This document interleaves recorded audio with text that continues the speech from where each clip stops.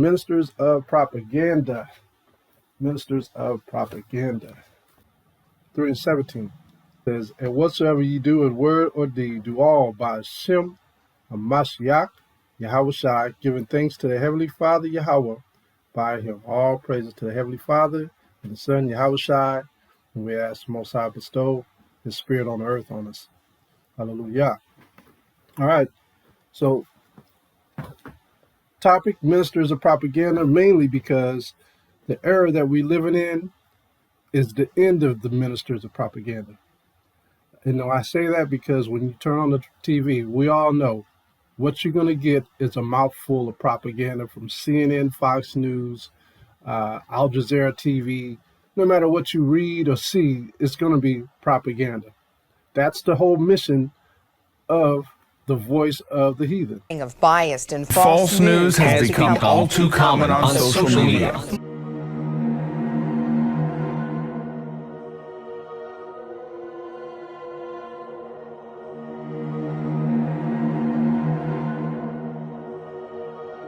And an agenda to control exactly what people think. And this is extremely dangerous to our democracy. This is extremely dangerous to our democracy. This is extremely dangerous to our democracy. This is extremely dangerous to our democracy.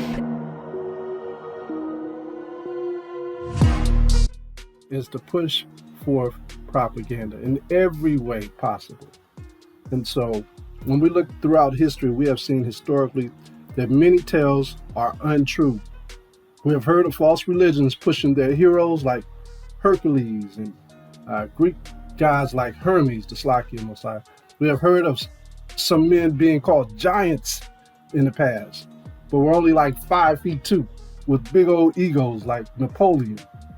We have heard of Shakespeare writing tales of the mystical ancient Atlantis that sunk in the ocean. We've heard of these things, right? All of this stuff is propaganda. Many, many, many lies. In order to push such lies, there's always, and there always have to be, a minister of propaganda. A minister of propaganda, normally, when you look at history, they're normally real skilled in what they do. They're skilled at public speaking, they're skilled at writing, they're skilled at philosophy. They have to utilize all these things to push forth an agenda. Anytime, when you look in history, anytime there was a war, the elite of those wars always brought forth historians. Even when you look at Moses, what was his history? He knew that the Most High gave us the laws, statutes, commandments, and by the promises of Abraham, we were going to rule all nations. Is that propaganda? No, that's the truth. But since then, these nations have gotten weary by us ruling and now have thrown off the yoke and now want to keep ruling. And so they have to push forth this evil propaganda in order to rule. They've always brought forth this propaganda as long as they were on top of it. It's been like an instrument for pushing all the negative agendas. A good example, when you look at the systematic event that happened during the Nazis era, Hitler actually had a propaganda general, a general that specifically pushed propaganda. That's what Hitler had. His name is Joseph Goebbels.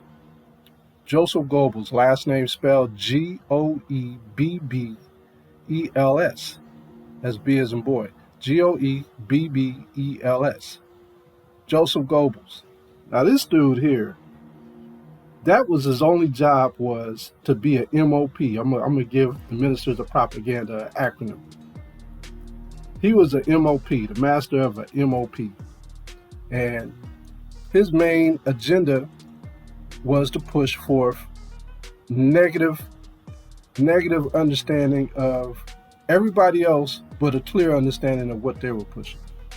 All right, into the news, into the media, in every aspect of telecommunication they had. Look that dude up. You'll see. He actually, I think they found him and killed him. Let me see what else this thing says. Paul Joseph, also his first name was Paul. Paul Joseph Goebbels was a German Nazi politician and rich minister of propaganda of Nazi Germany from 1933 to 1945.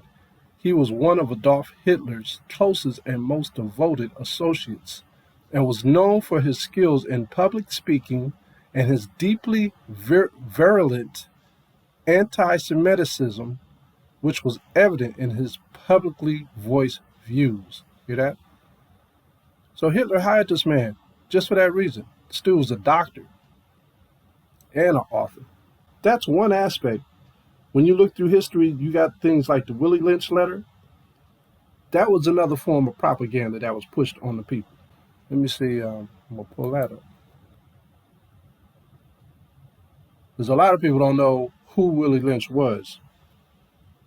You hear about the letter, but who was Willie Lynch? Where did he come from? Willie Lynch was a British slave owner. He was invited to Virginia to teach the Americans on how to have a method toward enslaving slaves of Africa. So he was already doing this in Virginia.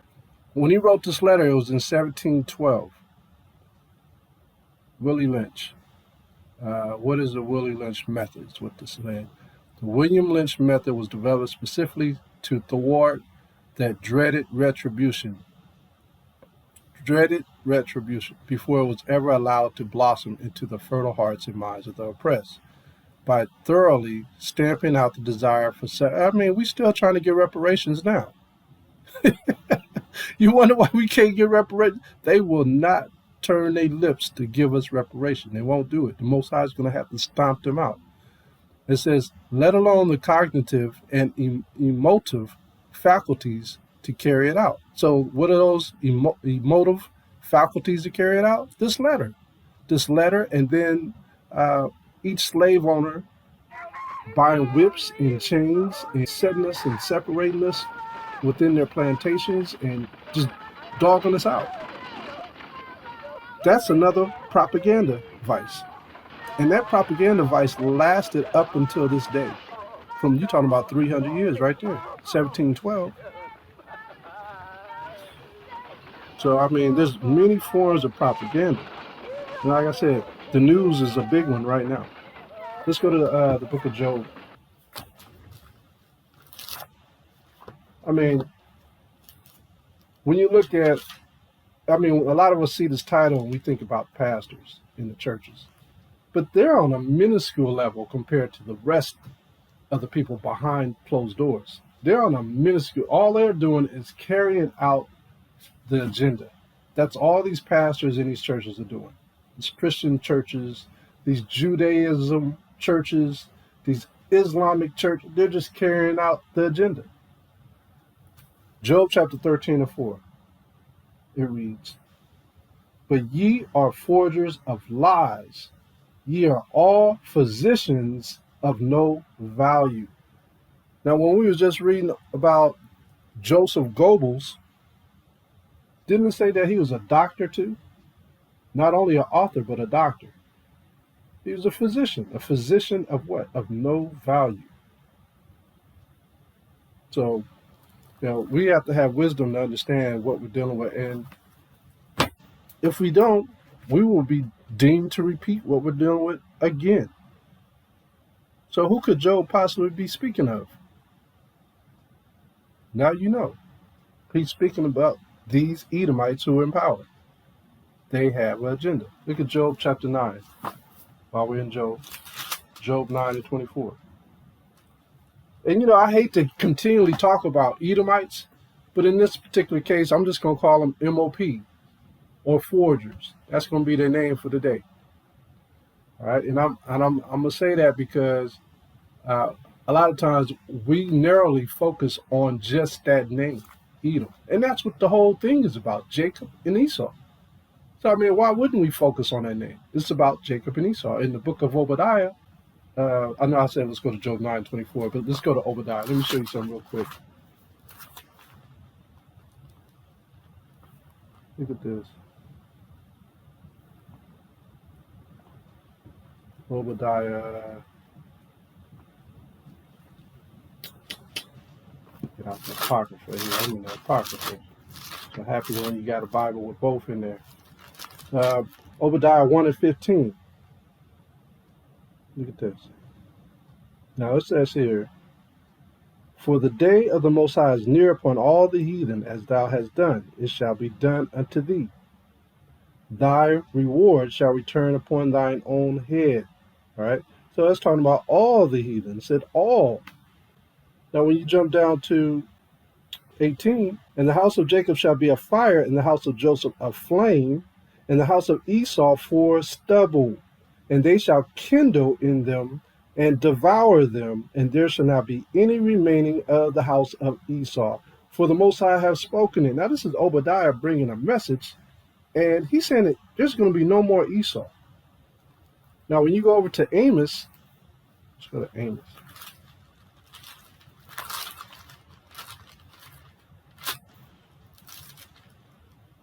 Okay, let's go to Amos chapter 9, verse 11. Amos chapter 9, verse 11.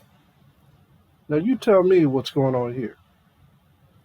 In that day will I raise up the tabernacle of David that is fallen, and close up the breaches thereof, and I will raise up his ruins, and I will build it as in the days of old, talking about the Israelites. Verse 12, that they may possess the remnant of Edom. I thought Edom was going to be destroyed. And all the heathen, just like I said in Obadiah, which are called by my name. So it's saying that Edom's going to be called by the name of the Israelites and the heathen of the Most High. Yah, saith the Most High that doeth this. Behold, the days come, saith the Most High, that the plowman shall overtake the reaper and the treader of the grapes. Him that soweth seed in the mountain shall drop sweet wine, and all the hills shall melt. And I will bring again the captivity of my people Israel. We'll stop right there. But as you can see in Obadiah, it says that they're going to be for stubble, destroyed. But then it says they're going to be called after my name. You know why? You know why people get confused right there? And I'm talking about scholars. I ain't talking about little peons like these churches. Esau is going to get destroyed. And what does it mean by being destroyed? Aren't we destroyed for lack of knowledge? Aren't we still here on the earth? Our minds are gone. We don't know our crib or our home, like the scriptures say in Isaiah about the ass and the donkey. We don't know our right foot from our left foot. We are destroyed. So yes, Esau is going to be destroyed, but Esau will still be here, and he's going to be a servant. The Most High said they will be servants. All the heathen will be servants that are left on this earth. People get caught up with that. Why do you think now they're creating propaganda? But if an Edomite reads that, he'll tell you, see, we're going to still be here. We're not going to be destroyed. They're not understanding they're going to serve captivity under the hands of the Israelites. I just got to bring it out. I wasn't going to bring it out, but I just got to do it just to make a point. Isaiah 49. Isaiah 49, verse 23. And it reads, and kings shall be thy nursing fathers, and queens thy nursing mothers. They shall bow down to thee with their face toward the earth, and lick up the dust of thy feet. And thou shalt know that I am the power, for they shall not be ashamed that wait for me. It's talking about the Israelites. We're not going to be ashamed anymore. We're ashamed. Our people are ashamed. They have written so much crafty counsel about us. Job 9:24 says, the earth is given into the hands of the wicked. He covereth the faces of the judges thereof. If not, where and who is he? Where and who is he? Like I said, who could Job possibly be speaking of? I have a book in front of me. It's called, I don't know if a lot of you have heard this. It's called The Negro, a Beast. Have any of you guys ever heard of that? The Negro, a Beast. This was written, and this is coming from, it says, entered according to Act of Congress in the year 1900 by Charles Carroll in the office of the Librarian of Congress, Washington, D.C. Now, why is this in the Library of Congress? Please tell me. Why is this in the Library of Congress? The Negro, a beast. It also says, the Negro, not the son of Ham, right up under it. What does that tell you? The Negro, not the son of Ham, in bold. I'm gonna take a picture and send it to y'all right now. Oh my gosh, man, this is crazy. So if we're not of Ham, then who are we? Yeah, the devil that the Bible speaks of. Now, do you brothers and sisters see what I'm looking at? The image of God, the reasoner of the age, the revelator of the century, the Bible as it is, the Negro and his relation to the human family. The Negro, a beast, but created with see this propaganda, articulate speech and hands, that he may be of service to his master, the white man. Now, a brother did not write this. Why is this in the Library of Congress? It says, the Negro, not the son of Ham, neither can it be proven by the Bible, and the argument of the theologian who would claim such melts to mist before the thunders and convincing arguments of this masterful book by Chas Carroll, who has spent 15 years of his life and $20,000 in his compilation. Do you guys see the money that's being spent? Please, man, this is unreal, man. They are spending. This is on a small level the amount of money that they're spending. Oh my goodness, crazy. All right, so I'm going to jump over to page 288, and I'm just going to read this. It says it's about actually 2 paragraphs, okay? I'm going to read this when we get back to the lesson. It says, and I just want y'all to see this propaganda that's being pushed. He's calling us not a Ham, so that's not an insult. But if we're not Ham, who are we? We're either from Shem or from Japheth, if that's the case. It says, as a matter of fact, the Negro was never a slave. To conceive the design of enslaving an individual, we must presuppose that he is free. The first act of enslavement is to deprive him of his liberty. This the Negro never had since the creation of man. The Negro is an ape. Hence, his status in the universe, his relation to man, like that of every other animal, was fixed irrevocably by God in the creation. And no act upon man's part, whether legislative, executive, or judicial, can change it. Hear that? So they're saying that we are a people without laws. The will of God upon this most important subject, as expressed in those original statutes given man in the creation, have dominion over the fish of the sea, and over the fowl of the air, and over every living thing that moveth upon the earth, is the supreme law of the universe. And in the eyes of this great law, there is not today, there never was, and there can never be on the earth such a thing as a free Negro. Listen to this, man. To illustrate, suppose a man commits a felony and is arraigned, convicted, and sentenced to prison for a term of years, but makes his escape, flees to some foreign country like Africa, China, Japan, Brazil, after he gets out of jail, where he lives out his days without being apprehended. Did that man in his exile live out his days and die a free man? Question. No jurist would so decide. Basically, they're saying no, he wouldn't live out his life as a free man. He'll always be subject to being arrested for a warrant, meaning he wouldn't ever live in peace. He would always live in fear. This is something they pushed forth from the beginning. From the hour of his conviction, that man lived and died the property of the state. So it is in this case, under the law of God, the Negro, like every other animal, is the property of man without reference to whether he is ever brought in contact with him or not.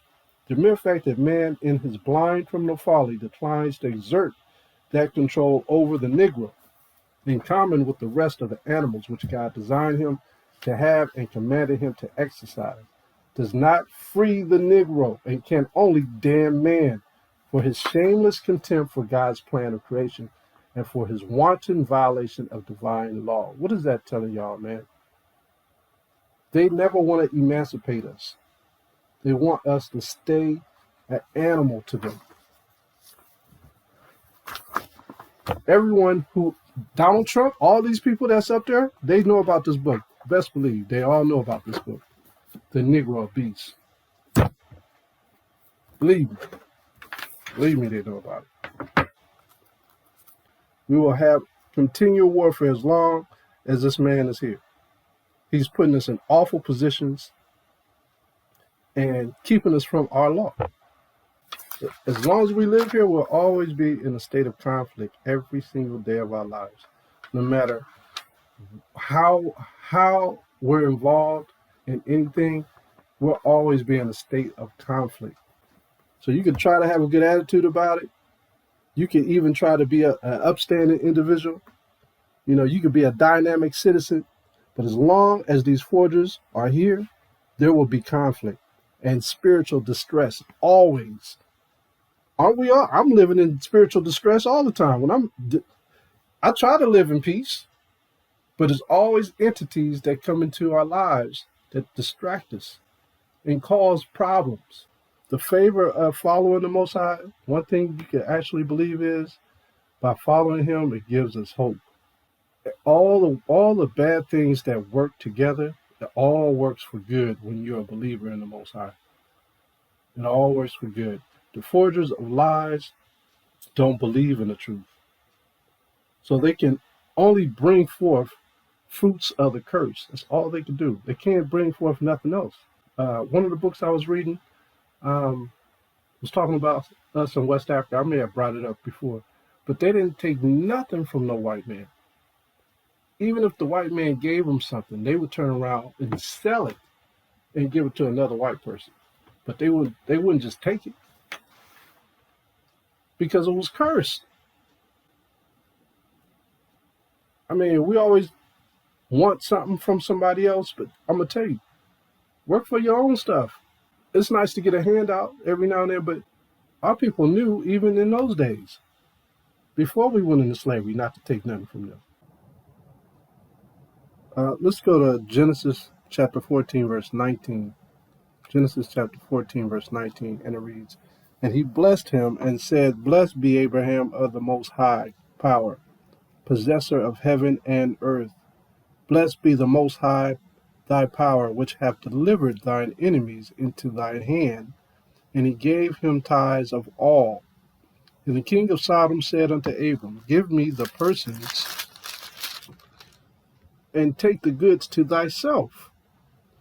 And Abram said to the king of Sodom, I have lifted up my hand unto the Most High thy power, the possessor of heaven and earth, that I will not take from a thread even to a shoe latchet, that I will not take anything that is thine, lest thou shouldest say, I have made Abram rich." See that? So even Abraham wouldn't take from these abominable people.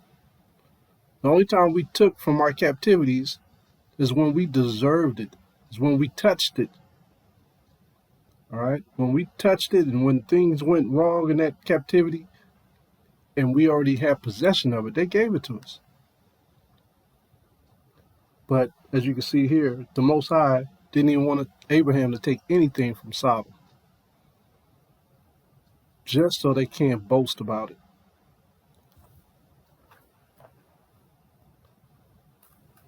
The truth of the matter is that, like I said, as long as we believe and we're faithful, these things come upon us so we can shine in darkness. That's the whole business about the truth. It's the whole reason why there's good and bad. It's all for us to be able to shine in truth. Occurrence and incident are meant for us while we're in these fleshly bodies, just so we can shine, man. Look at Acts chapter 6 and 14. Look how it affected these brothers.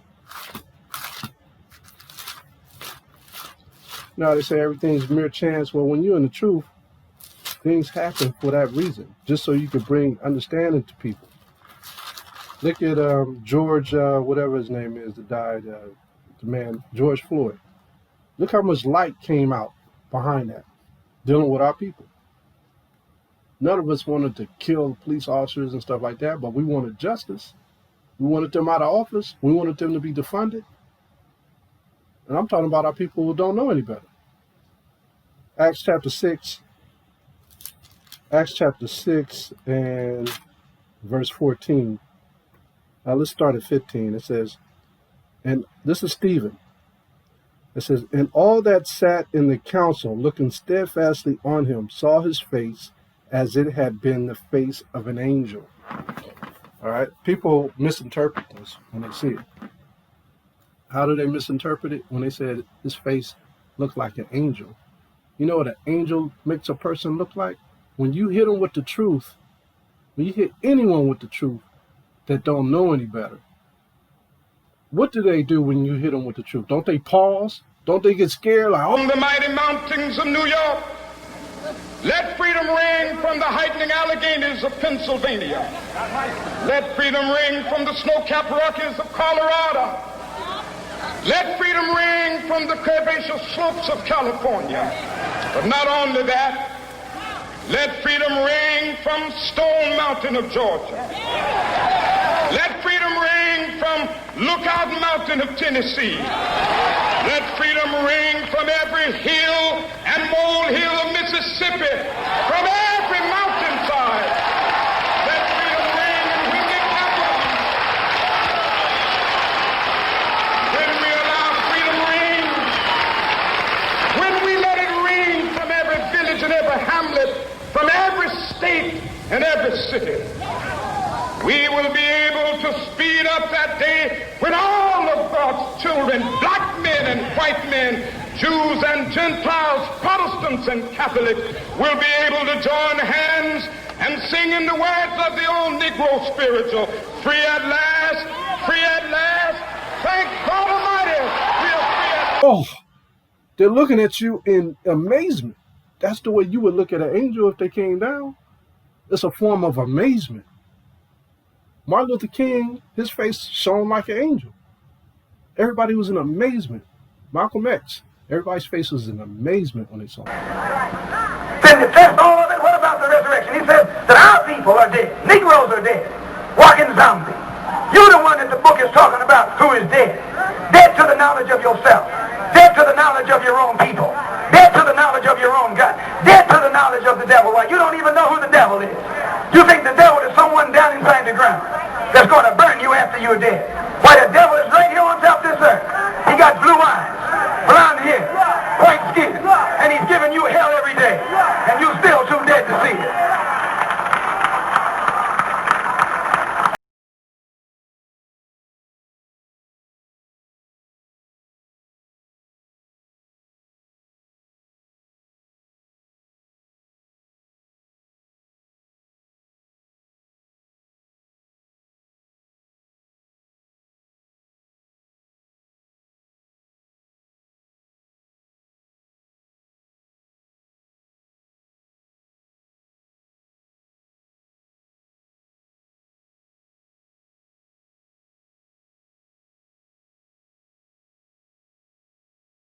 You are the prodigal son.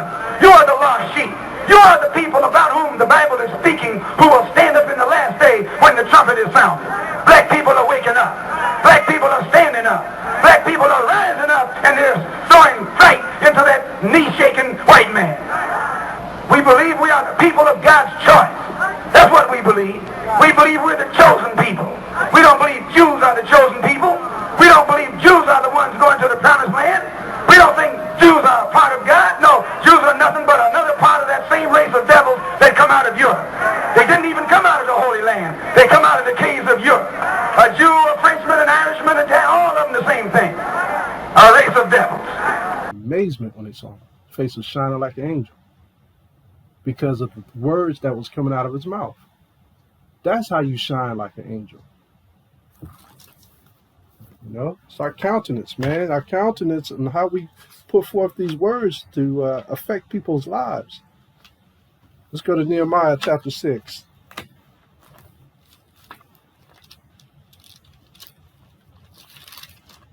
Look at Nehemiah.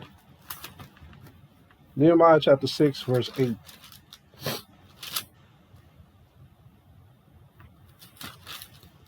And it reads,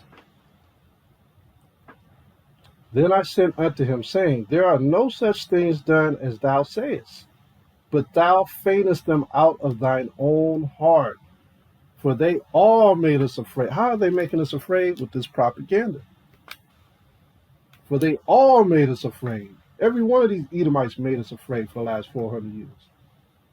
Brothers and sisters are still afraid of these Edomites because of the power they have.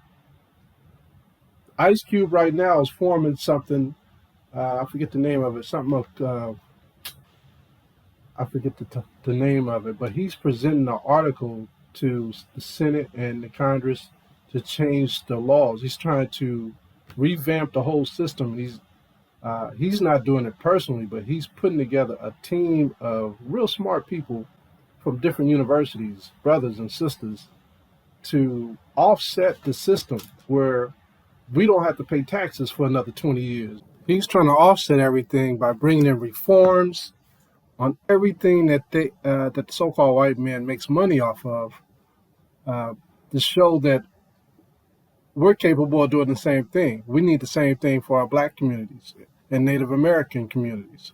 So listen to the interview. I'm not going to upload it. I'm not going to put it on this video, but just Google it. And I think they're blocked in a lot of those videos with Ice Cube and Roland Martin, and pictures and photos and images. They're trying to keep it hush-hush, real quiet, but pay attention to it because it's pretty intellectual, it's pretty interesting. It could possibly work, but I don't think it'll happen. Good ideas, sometimes they just don't go through because of who's in charge in the political arena. Us being in the scriptures, we know that's not going to happen. They spent way too much. If they spent $20,000 just putting together the Negroes of Beast, how much more money you think they've spent on everything else in this world? They are not about to part ways and let us be right beside them. That is not going to happen. Most High said, come out of her, my people. All right. So it says, for they all made us afraid, saying, their hands shall be weakened from the work that it be not done. They don't want us to have nothing. Now, therefore, O power, strengthen my hands. Strengthen our minds. So what was it that made us fear the mastery of the Europeans in slavery? I'll tell you. Death, separation, pain, anguish. Then they brought their version of Christianity, stemming from Dante's Divine Comedy, about hell, purgatory, and their paradise. Don't take this book as something not important. They have used this book to push forth an image about hell to our forefathers when they came over here on slave ships. We didn't know nothing about that. Our families knew about us living forever. Y'all ever seen Black Panther? No one actually died in Black Panther. Everyone who died lived again. Esau pushed that whole thing into our spirits, that when you die, you will go to hell and perish. They pushed that image, and they used this to do it.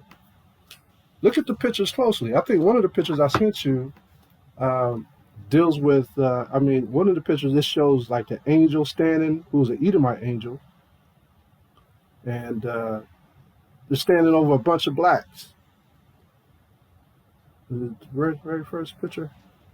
Yeah, very first picture. I don't know if y'all can see it. You may not be able to see it that great.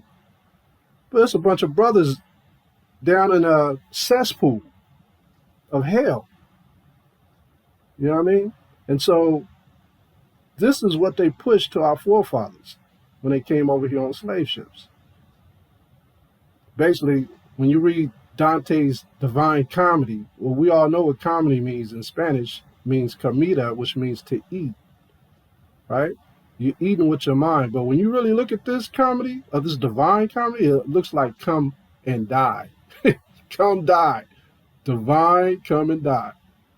All right? So look at the other pictures. It's basically showing how these angels are white. Right? They're taking Dante around, showing him purgatory.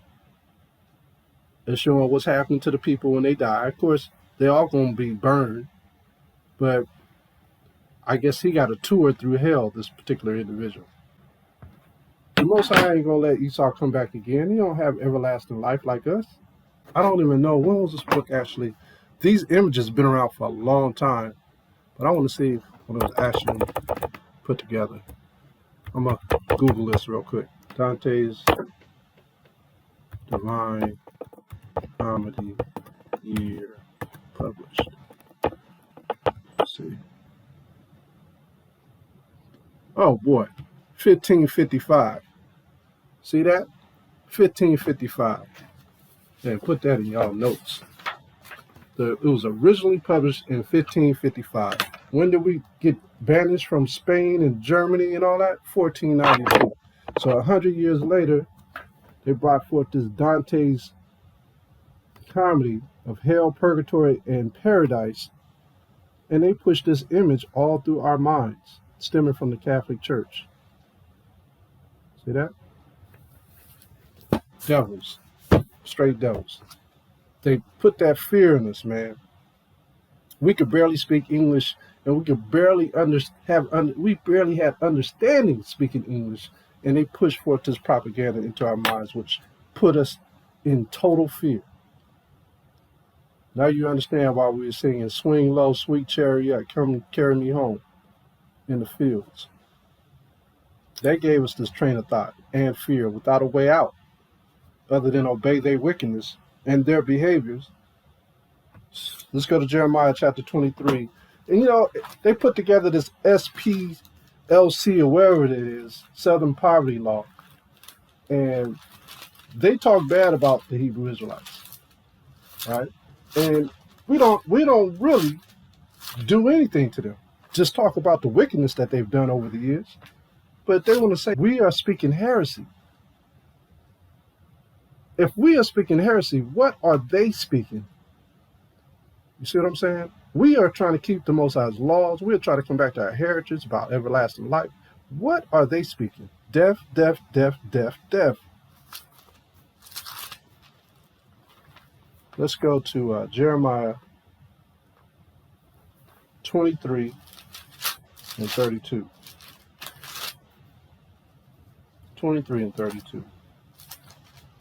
Most High said, never trust thine enemies. That's what he said. Jeremiah 23 and 32. Behold, I am against them that prophesy false dreams, saith the Most High.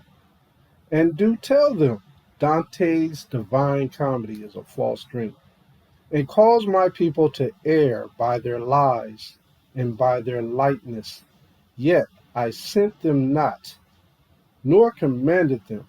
Therefore they shall not profit this people at all, saith the Most High. See that? The Most High ain't playing. He's going to kill every one of these people, man. Let's go to John 8:44. They have lied to his people. They have changed the truth to a lie. John chapter 8, verse 44. It says, ye are of your father the devil. And that's all these people calling themselves Jewish. That's all these people that are Catholic priests. That's all these pastors who are following their doctrines.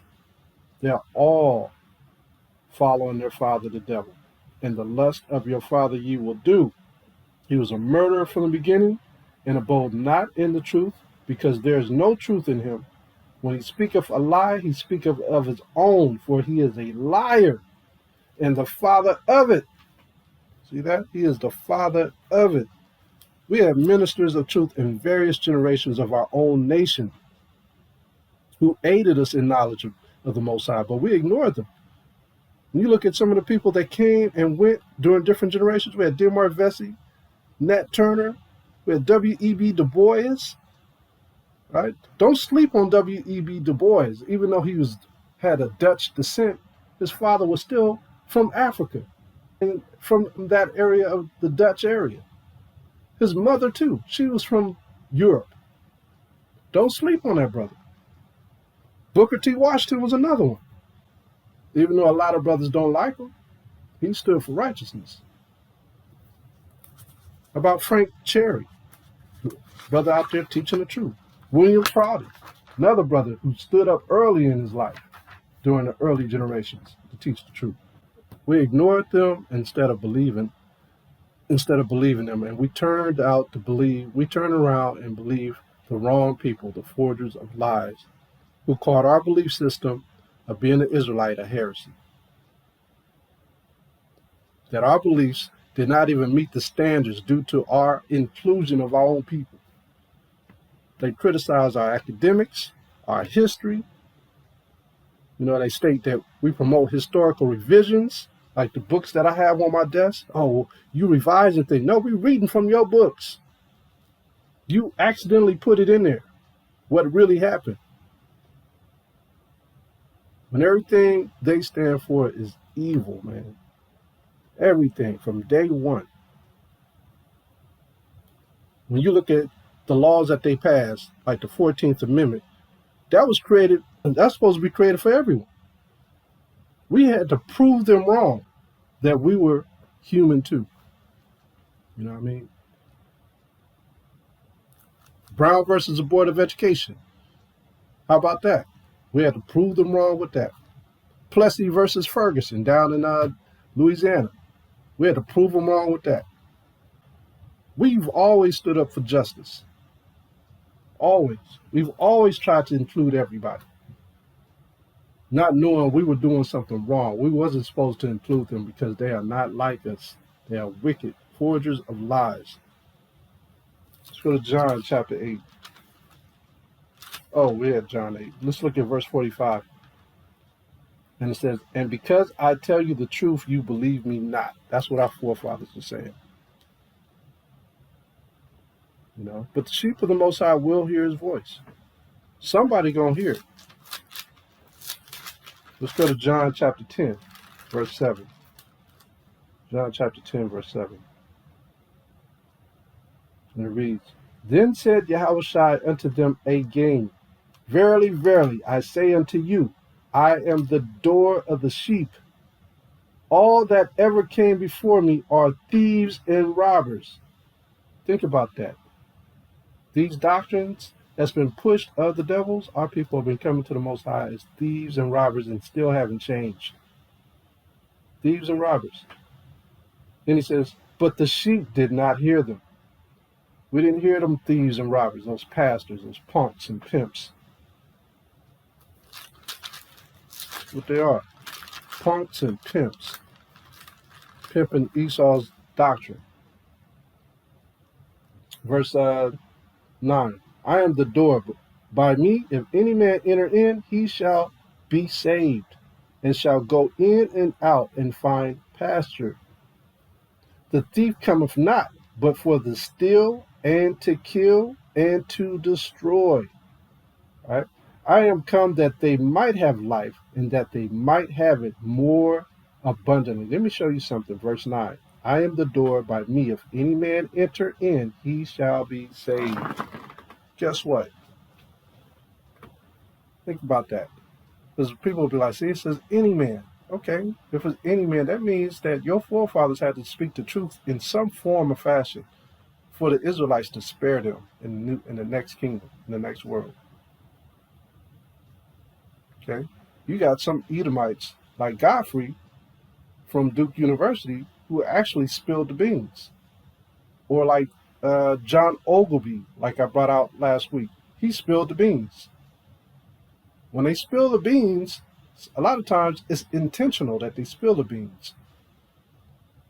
Okay? Most High may have a little mercy on their descendants. Because it's freeing up our minds. You get what I'm saying? Let's go to Psalms chapter 119.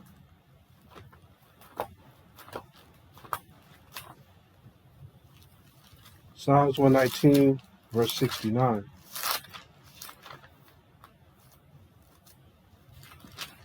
Psalms 119, verse 69. It reads, the proud have forged a lie against me, but I will keep thy precepts with my whole heart. So when we listen to the forgers of liars, then we become like them. If they can lie against the Most High, then they'll lie against us. They'll lie against Jerusalem. They'll lie against everybody. They are forgers of lies. Let's go to Job 16. Book of Job, chapter 16, verse 2. I mean, the reason why we're in this predicament is, for one, we broke the commandments, but two, they ain't never told us the truth. They let us serve our captivity. And they kept taking piece by piece by piece from us and getting richer and richer and richer. Like during these times, like we're going through right now, they got money, long money, that'll extend through this pandemic, a lot of these Edomites, and they won't be hurting. Whereas us, everything that we had in savings, we're losing it. We're going right back to $1.10, where we was before, a lot of us. Some of us is able to sustain, the Most High sustaining some of us. We're being sustained to a certain degree, but we ain't getting richer. We ain't getting no richer. And I'm talking about us as a whole. We ain't getting no richer. We're trying. Job 16 and 3. I'll start at 2. I have heard many such things. Miserable comforters are ye all. See that? Shall vain words have an end? Yeah, is this propaganda going to stop? Or what emboldeneth thee that thou answer? Look at Donald Trump. Donald Trump, Dr. Fauci, even Trump's son-in-law, what's his name? Kirsten, or whatever his name is. Kirsten Christian. I call him Kirsten Christian for lack of understanding, because they come under that Christian banner. But I'm not into politics, but when you look at what's going on, Kamala Harris, now she done stepped up in the race. She's running for vice president. And what's the first thing they came up with? Oh, she's not from here. She's an immigrant. Where's her birth certificate? Running the same game they ran on Obama. Same game. Now she her staff all scrambling trying to get birth certificates and everything. Forgery's a lie. He said, oh, we're not really saying that's an issue. We just putting it out there. Yeah, you putting it out there to cause problems. Forgers are lies, man. They don't never play fair. Never play fair. They're not, the way Donald Trump is the way the masters were that had us in slavery back in the early 1600s. Same mindset, same attitude. Here you are trying to learn English, and he already propagating you. You finally trying to get understanding, and he jacking your mind around. How you gonna verify? You ain't got Google. Knowing that we were the Jews, talking about we not from Ham. Man. Forgers of lies. I guess we was never supposed to get this book. A Negro, a beast. I guess we was never supposed to get it. Whoever wrote it didn't think this would ever end up in our hands and us processing it and seeing the Negro not the son of Ham. We're not the son of Ham, so what are we? They're making up a new category for us. We're not from Ham, we're not from Shem or Japheth. They're saying you're just an animal. That's what they're doing. Job 16. Let's go to Psalms 109. The book of Psalms, chapter 109, verse 2. For the mouth of the wicked and the mouth of the deceitful are open against me. Against who? The Most High. The Most High hears all their wickedness. They have spoken against me with a lying tongue. The Most High is hearing these fools. So if they speak lies of the Most High, then what are we to them? Mince meat. Everything we broadcast in truth, they shun. They laugh at. Anything we broadcast in comedy, whether it be togetherness with them or love with them or entertainment, they praise it. But when we speak of rich heritage in the law, they speak deceitfully against us. Let's go to Revelation chapter 2. Revelation chapter 2, verse 19. Revelation 2 and 19. And it reads, I know thy works, and charity, and service, and faith, and your patience, and your works. Said it again. And the last to be more than the first. He's saying the last of the works is supposed to be more than the first set of works. Notwithstanding, I have few things against you, because thou sufferest the woman Jezebel, which calleth herself a prophetess, to teach and seduce my servants and commit fornication, and to eat things sacrificed unto idols. Who is this Jezebel? Babylon, mystery Babylon. It sits on the sea of waters upon many people. All right, she's teaching us how to commit fornication. She's teaching us how to eat things sacrificed unto idols. And I gave her space to repent of her fornication, talking about us, the woman, Israel. And she repented not. It's not talking about Jezebel. She ain't going to repent. It's talking about Israel. Behold, I will cast her into a bed, and them that commit adultery with her into great tribulation, except they repent of their deeds. Right? He said, come out of her, my people, repent. And I will kill her children with death, and all the churches shall know that I am he which scattereth the reins and hearts. And I will give unto every one of you according to your works. But unto you I say, and unto the rest in Thyatira, as many as have not this doctrine, and which have not known the depths of Satan. These are the brothers who are not in the know. These are the brothers that just ran upon us teaching. They're not in the know, though. They're not searching out the depths of Satan. They think everything is fine. But they found out a little bit that they're Israelites. It says, as they speak, I will put upon you none other burden. See that?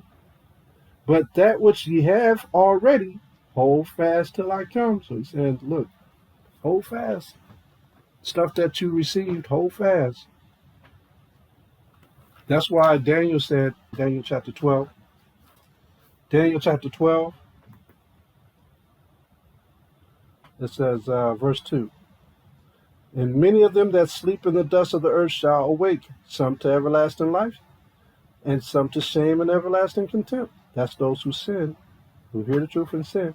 And they that be wise, those who teach many, shine as the brightness of the firmament. And they that turn many to righteousness as the stars forever and ever. See that? That's the many that's speaking of in Revelation when it talks about the works, the last works. Your last works will be more than the first works. Turning brothers and sisters to righteousness. You are going to be a very, very bright star in the kingdom. All right. Let's go to Psalms chapter 31.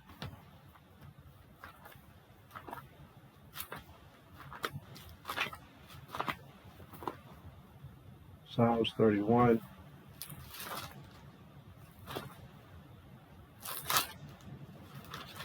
Psalms 31 and 18. Psalms 31 verse 18. It reads.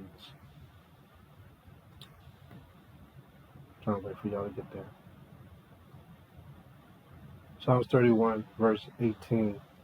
It reads, let thy lying lips be put to silence, which speak grievous things proudly and contemptuously against the righteous. They speak bad about us, calling us a beast. So who are the righteous? The righteous are the Israelites that keep his commandments. Let's go to Psalms 52. The nerve of him, call us a beast. The nerve of him. And take away our laws from us. Psalms chapter 52 verse 4. Thou lovest all devouring words, O thou deceitful tongue. See that? They love when we speak crazy. They like that. And we like that too. These forgers of lies, they come from many backgrounds too. The crazy thing about forgers of lies, like we was talking about, what's the guy named Minister of Propaganda with the Nazi, Joseph Goebbels. In order to be that way, you just can't just be anybody that walks up. Right? In order to be a forger of lies, they have to know the truth. In order to tell a lie, you got to know the truth. Most of these guys got college degrees. These ain't no guys that just didn't finish high school only. And most of them got college degrees. They got a little clout. Their specialties are normally marketing. They have historians in their background. They got men and women who have law degrees. Some of them are even social activists. Even civil rights activists participate in being forgers of lies. Whether y'all believe it or not, look at what Barack Obama passed. Even though he wasn't part of the civil rights movement, Look what he passed. The agenda of homosexuality. Now, who followed that? Who just died recently? Can anyone tell me? Somebody just died. They gave him a huge funeral. Elijah Cummings. Right? Didn't Elijah Cummings back the LGBTQ, whatever that is, movement? I'm trying not to really know the name of that thing. But he backed it. Wasn't he not a civil rights activist? So they get these civil rights activists to join with them to manipulate the people behind closed doors. Quiet as kept. Politicians are involved. Professors are involved. Many writers are involved. Gender activists are involved. Food administrators are involved. All these people are very and highly educated. They all sit on these types of boards to push forth an agenda. I just want to point the finger directly at what we're up against. Don't take forges of lies lightly. Don't take it lightly. You wonder how propaganda is implemented. Well, it starts here. It starts from black caucuses. A lot of them have the right agenda, but there's always one that splits off and goes and does something else to make money. Oh yeah, best believe there's money behind it. From there, a lot of bills are passed when these people come together. They enforce various gatherings and their agendas. Boards are involved with it. Many different types of boards. Once the agenda is out and people believe it, it's impossible to fight against it, especially after generations go on. It's like a form of undercover communism, basically, because it bursts a class war. Who's the lower class right now? It's us, blacks and Native American Indians. We're the lower class. When you look at the SPLC, Southern Poverty Law Center, it's ironic how they are able to put together all these different types of people, but you don't see no Pan-Africanists on their panel. You don't see no Western Indian historians who love their people on there. Anyone who loves their people, they are not with the SPLC. I think there was a brother who was part of that Southern Poverty Law. That was another activist. What was his name? Oh man, I can't even remember his name. He was down there in Alabama, but he helped push that thing. See if I can find it. That's it. Horace Julian Bond. Anybody ever heard that name before? Google that. Horace Julian Bond. He was an American social activist. He was a leader of the civil rights movement. He was a politician, professor, and writer. While he was a student at Morehouse College in Atlanta, a student at Morehouse College of all places. Now I can see him fighting against the Ku Klux Klan, things like that. But did they use him to go against the Hebrew Israelites? So you have to wonder. All right. So this brother was from Georgia. He signed on with the SPLC, Southern Poverty Law, in the 1960s. He helped establish the Student Nonviolent Coordinator. This SPLC is just like Black Lives Matter. Same type of group. They get all these different people involved to push forth an agenda. This was interesting. They got the National Immigration Law Center involved with them. Wow. They got all types of stuff. Let's go to Psalms chapter 64. Psalm 64, verse 1. Psalm 64, verse 1. And it reads, "Hear my voice, O power, in my prayer. Preserve my life from fear of the enemies. Hide me from the secret counsel of the wicked, from the insurrection of the workers of iniquity, who whet their tongue like a sword and bend their bows to shoot their arrows, even bitter words, the Willie Lynch letter, that they may shoot in secret at the perfect. All that stuff comes out of meetings. Suddenly do they shoot at him and fear not. A lot of us don't know where the heck it comes from. Like a new law passed, most of us don't even be up on the new laws. You think brothers in the streets be up on the new rules and laws passed? Can you imagine when the drug epidemic hit in the 80s, and then they passed the law, the DARE program, to go out and arrest all the drug dealers, anyone who looked like they was on the street selling, arrest them, down in Los Angeles and Watts, Oakland and so forth, you know, DC, New York. Man, they was shooting at us in secret. A lot of young brothers got records during that time frame. A lot of brothers got killed for being in the wrong place at the wrong time behind that stupid thing. What about the guns that they put forth in the neighborhoods back then? Crazy. It says, they encourage themselves in an evil matter. They commune of laying snares privily. They say, who shall see them? Dr. Fauci, one of the main guys over that HIV/AIDS syndrome.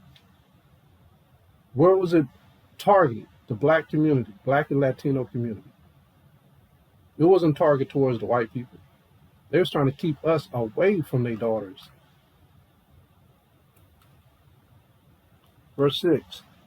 They search out iniquities. They accomplish a diligent search. Both the inward thought of every one of them and the heart is deep.